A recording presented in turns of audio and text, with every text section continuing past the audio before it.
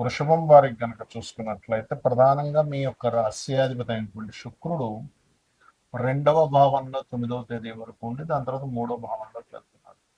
ఎప్పుడైతే 2వ భావంలో బుధుడితో కలిసి ఉన్నాడో అక్కడ ధన సంబంధించినటువంటి విషయాల్లో అనుకూలతనిస్తాడు. అదేవిధంగా ఈ యొక్క నెలలో జూన్ 2వ తేదీ నుంచి 2లో ఉండే గురువు 3లోకి మారడం, అదేవిధంగా రాశిలో ఉండేటువంటి రవి 14వ తేదీకి ధనభావంలోకి మారడము, 12లో కుజుడున్నాడు, ఏకాదశంలో శని, దశమ స్థానంలో రాహు, 4వ భావంలో కేతు ఉంటూ చంద్రుడు 7మ స్థానం నుంచి ఒక 12 రాసులు తిరుగుతూ అష్టమంలోకి వెళ్తాడు. మరి ఈ యొక్క గ్రహస్థితిని అనుసరించి మీకు ఎలా ఉండబోతుంది, ఏ దేవత ఆరాధన చేయాలి, ఎటువంటి విషయాల పట్ల మీరు జాగ్రత్త వహించాలి అనేటువంటి విషయాలు చెప్తుంది నేనైనప్పటికీ చెప్పిస్తుంది సాక్షాత్ లలిత అమ్మవారిగా భావిస్తూ ఆ లలితాంబిక అమ్మవారి యొక్క అనుగ్రహం మీకు పరిపూర్ణంగా కలగాలని మనస్ఫూర్తిగా కోరుకుంటూ, ఇక్కడ మీకు ఎప్పుడైతే రాశిలో గురు రవి ఉన్నాడో కొంచెం విద్యా సంబంధించిన విషయంలో ఆకర్షితులవ్వడము, కొన్ని కోర్సెస్ నేర్చుకోవడం జరుగుతూ ఆధ్యాత్మిక సంబంధించిన విద్యలకైతే చాలా పాజిటివ్గా ఉంటుంది. బట్ లౌకిక సంబంధించిన విద్యల విషయంలో కొన్ని ఇబ్బందులు వస్తూ ఉంటాయి. కాకపోతే 2వ భావంలో ఉండేటువంటి శుక్రబుధులు కొంతవరకు సంతాన యోగాన్ని, ఫైనాన్షియల్ అంటే ధనపరమైనటువంటి విషయాల్లో మంచి గ్రోత్ని ఇస్తూ ఉన్నాయి, అందులో ఎటువంటి సందేహం లేదు.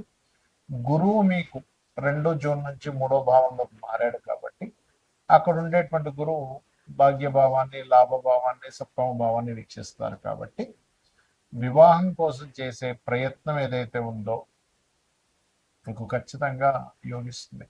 అయితే మీరు ఇక్కడ ఒక విషయం ఏంటంటే 7, 8 తేదీలు ఎట్టి పరిస్థితుల్లో ఉద్యోగం కోసం కొంతమందికి చూడండి, కొంతమంది ధనం కడుతూ ఉంటారు, మీరు ఎవరో గవర్నమెంట్ జాబ్ ఇప్పిస్తా అన్నారు, లేకపోతే బ్యాక్ డోర్ నుంచి ఏదో పంపిస్తా అన్నారు అన్నప్పుడు అటువంటి విషయాల్లో మోసపోయే యోగం నడుస్తుంది 7, 8 తేదీలు. అదేవిధంగా 9, 10 తేదీల్లో మీరు వ్యాపార సంబంధించినటువంటి అంశాల పట్ల కాస్త జాగ్రత్తగా ఉండండి, ఇది ప్రధానంగా గుర్తుపెట్టుకోండి. అదేవిధంగా కేతువు ఎప్పుడైతే 4వ భావంలో ఉన్నాడో కేతువు ఇచ్చేటువంటి ఫలితాలు ఏమిటి అని చెప్పి చూసుకున్నట్లయితే కాస్త మీరు ఏదైనా వాహనం మీద వెళ్ళేటప్పుడు ఆది మంగళవారాలు కొద్దిగా జాగ్రత్తగా ఉండండి, ఏదైనా కోర్సెస్ తీసుకునేటప్పుడు కొంచెం జాగ్రత్తగా ఉండండి. సంతాన అభివృద్ధి అయితే బాగుంది, రాజకీయ సంబంధమైనటువంటి విషయాలు చాలా బాగున్నాయి, రుణం కోసం చేసే ప్రయత్నం లభిస్తుంది, అందులో ఎటువంటి సందేహం లేదు.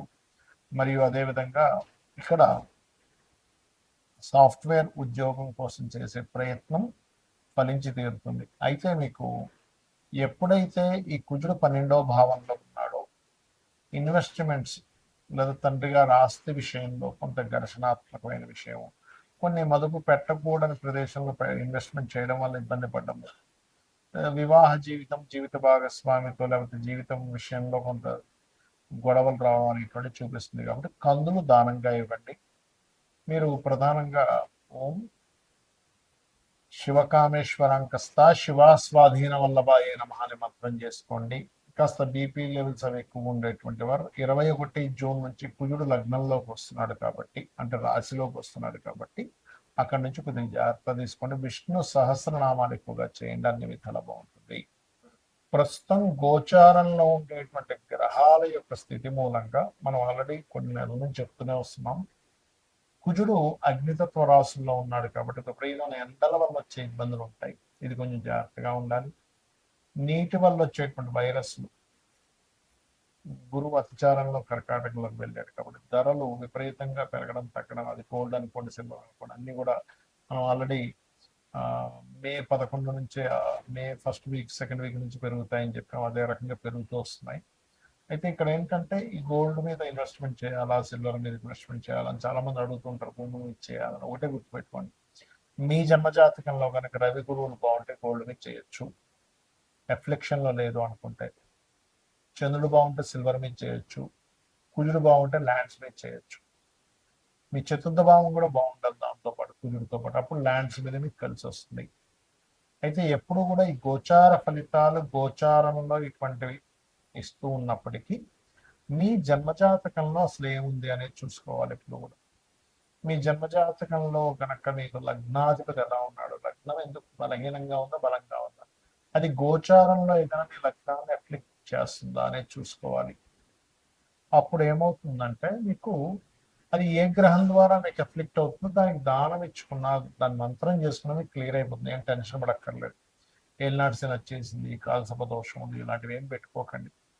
మీరు నిత్యము మీరు మీ ఇష్టదైవాన్ని ఆరాధించుకుంటూ నిత్యము లలిత చదువుకోవడము, ఉదయం సాయంత్రం ఏదైనా చక్కగా ఒక ఆలయానికి వెళ్ళడం చేస్తే మీ చుట్టూ మీ ఆరాలో పాజిటివ్ ఎనర్జీ ఎప్పుడైతే వచ్చిందో దేనికి భయపడాల్సిన అవసరం ఉండదు. కాకపోతే ఇక్కడ ఏంటంటే ఆస్ట్రాలజీ ఎందుకు, జ్యోతిషాస్త్రం ఎందుకుందంటే మీకు ఒక మార్గం చూపించడం, జ్యోతి అంతే కదండి, వెలుగు, జ్యోతిష్యము అంటారు. కాబట్టి వెలుగునిస్తుంది. అసలు మీకు ధనయోగం ఎందులో ఉంది అనేది మీ జాతకం చెప్తుంది. ఈ మార్గంలో వెళ్తే, ఈ ప్రొఫెషన్లో ఉంటే, ఇది చదువుకుంటే, ఈ వ్యాపారం చేస్తే, ఈ ఈ సమయంలో వ్యాపారం చేస్తే, ఇటువంటి వాటికి సంబంధించిన సర్వీసెస్ లేకపోతే ఉద్యోగం చేయాలనే దాన్ని ఒక క్లారిటీ ఇస్తుంది. అదేవిధంగా మీరు చేసే ప్రయత్నాలు అనుకోండి, మీరు ఉండే డైరెక్షన్ అంటే మీరు ఎప్పుడు గృహం కొనుక్కోవాలి, ఏ డైరెక్షన్లో నివసిస్తే మంచిది అనేది మీ చతుర్థ భావం. సంతానం ఎందుకు అభివృద్ధి అవ్వట్లేదు, సంతానం కలగాలంటే ఏంటి, కలగకపోవడానికి కారణాలు ఏమిటి, కలిగినా ఎందుకు వారు అలా ఉంటున్నారు, దానికి రెమెడీ ఏం చేసుకోవాలని మీ పంచమ భావంలో. రుణరోగ శత్రుభావం అంటారు. అంటే మనం పూర్వజన్మల్లో చేసినటువంటి కర్మలు రుణము రూపంలోని, రోగము రూపంలోని, శత్రు రూపంలో వస్తుందట. దాన్ని మీ ఆరో భావంలో ఉండేటువంటి గ్రహాల యొక్క స్థితిగతులను బట్టి మీరు దాన్ని సెట్ చేసుకోవాలి. అలాగే మరొక విషయం ఏంటంటే ఇక్కడ గమనించినట్లయితే ఈ జాతక చక్రంలో ముఖ్యంగా మీకు అష్టమం అంటే ఆకస్మిక సంఘటనలు, దశమం వృత్తి, లాభం వ్యాపార సంబంధించినటువంటి విషయాలు ఏవైతే ఉంటాయో ఇక్కడ ప్రధానంగా మీ యొక్క పర్సనల్ చార్ట్లో ఎలా ఉంది అనేటువంటి విషయాలను చూసుకోవాలి. అవి ఏమి చూసుకోకుండా కేవలం మీరు ఏలినాటి శని వచ్చేసింది, అర్ధాష్టమి శని వచ్చింది, దాని ప్రభావం ఉండదని నేను చెప్పట్లే. అది ఉన్నప్పటికీ మీరు ఏలినాటి శని ఉన్న ఎవరైనా సరే ఓం అనాకలిత సాదృశ్య చుబుక శ్రీ విరాజిత అయిన మహామంత్రం చేసుకోవడము, గోవులకు కాస్త బెల్లము తినిపించడము, మరియు అదే విధంగా మరొక విషయం ఏంటంటే ఇక్కడ గమనించినట్లయితే ఈ యొక్క ఈ నిత్యము కూడా ఎల్నాడు శని ఉండేటువంటి వారు కాస్త శనివారం పూట కాస్త ఏంటంటే నువ్వులు నూనె ఒంటికి రాసుకొని దాని తర్వాత స్నానం చేయడం ద్వారా కూడా మీకు ఎల్నాడు శని యొక్క ప్రభావం తగ్గుతుంది, గుర్తుపెట్టుకోండి. ఇక మీరు ఇంకొక విషయం ఏంటంటే ఇక్కడ మీరు అర్థం చేసుకోవాల్సింది, ఇన్వెస్ట్మెంట్స్ చేసే విషయంలో, విదేశాలకు వెళ్ళే విషయంలో కూడా ఒక సమయం అనేటువంటిది ఉంటుంది. ఎప్పుడు ఇన్వెస్ట్మెంట్ చేయాలి, ఎప్పుడు ఇన్వెస్ట్మెంట్ చేయకూడదు, ఏ సమయంలో ఇన్వెస్ట్మెంట్ చేయడం వల్ల మీకు మంచి ఫలితాలు ఉంటాయి, ఏ సమయంలో ఇన్వెస్ట్మెంట్ చేయకపోవడం వల్ల మీకు మంచి ఫలితాలు ఉంటాయి కూడా ఉంటుంది. అది మీరు గోచారంలో 12వ భావంలో ఏ గ్రహం వచ్చి కూర్చుంది అనేటువంటి చూసుకోవాలి. అది మీరు ఇది సమయం మంచి సమయమా కాదా అనేటువంటి నిర్ధారణ ఇస్తూ ఉంటుంది. ఆ రకంగా చేసుకుని మీకు ఇంకోటి ఏంటంటే ఉంగరాలు ఇలాంటివి పెట్టుకుంటూ ఉంటారు, నేను కాదనట్లేదు.